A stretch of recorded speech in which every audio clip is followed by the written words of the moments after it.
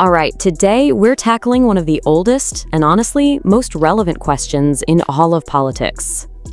This is it, the fundamental choice between two huge ideas, reform and revolution. It's a dilemma that literally shapes nations, sparks entire movements, and really defines what we think is even possible. Okay, so let's dive right in. First things first, we need to understand what these two terms really truly mean, because it's about a lot more than just your tactics or your tone. So think about reform like this. You're working from within the system. You're using the tools you already have, right? Elections, the courts, negotiations. The core belief here is that the system, no matter how flawed it is, can be made better. The question is, how do we make this thing fairer? Revolution, though, that asks a way more radical question. What if the system itself is the problem? You're not trying to improve the rules of the game. You're trying to flip the whole board over. And this path, well, it usually comes up when people feel like all the normal channels for change have been slammed shut.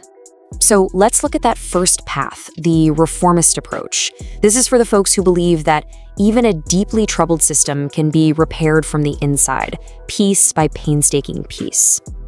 And we've got a perfect, timely example of this happening right now in Bulgaria. I mean, their political system is under some serious strain. We're talking nearly 8 elections in just 5 years, with huge concerns about corruption and vote buying. But a civic group there is fighting back. And what they're doing is a classic reformist move. They're not a political party. They're not trying to overthrow the government. They're mobilizing an army of volunteers to be election observers, to defend the integrity of the process that's already there. They're trying to repair it, not rupture it. But here's the thing, reform isn't always enough, especially when it feels like the system has completely stopped listening, or maybe even worse, has turned against the people it's supposed to serve. Just think about this number for a second, 20. For 20 consecutive years, global freedom has been on the decline. That's according to research from Freedom House, 2 straight decades.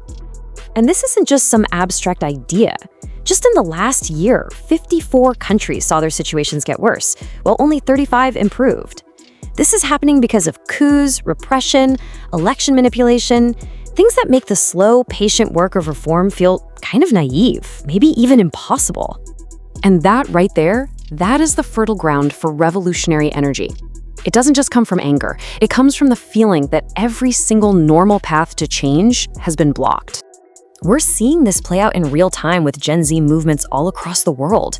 You know, in places like Indonesia, Madagascar, and Peru, young people aren't just writing letters to their representatives. They're out there confronting state power head-on over authoritarianism and threats to their basic rights.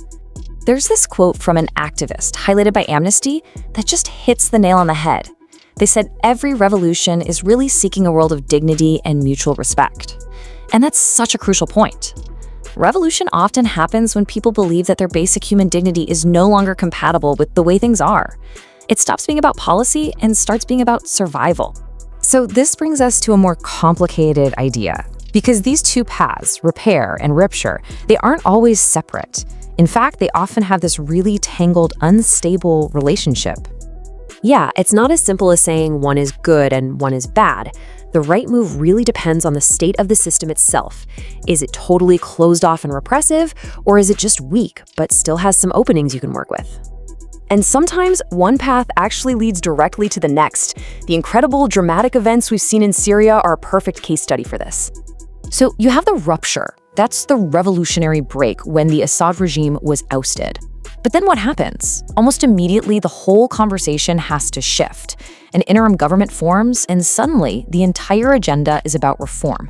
How do we rebuild institutions, the economy, the very fabric of society? The revolution kicked the door open, but it's reform that's needed to build what comes next. And when you really boil it all down, this entire dilemma, repair or rupture, it comes down to something much more fundamental. It's really a debate about hope. The best metaphor is this: a house. The reformist looks at it and says, yeah, it's got cracks and leaks, but we can renovate it. The revolutionary looks at the very same house and concludes, nope, the foundation itself is rotten. We have to tear the whole thing down and start over. And those two worldviews, they shape everything that follows, from how a protest gets organized on the street to how a country gets rebuilt after a war. It's the core split in the entire politics of change. So, you see, this is so much more than just an academic debate. It forces us all to confront one of the biggest political dilemmas of our time. And it leaves us with one final crucial question that every society eventually has to answer. That is the real question. Do people still have faith that the system can be fixed, or have they decided that real justice requires a complete break from that system? The answer to that question continues to shape our world in the most profound ways.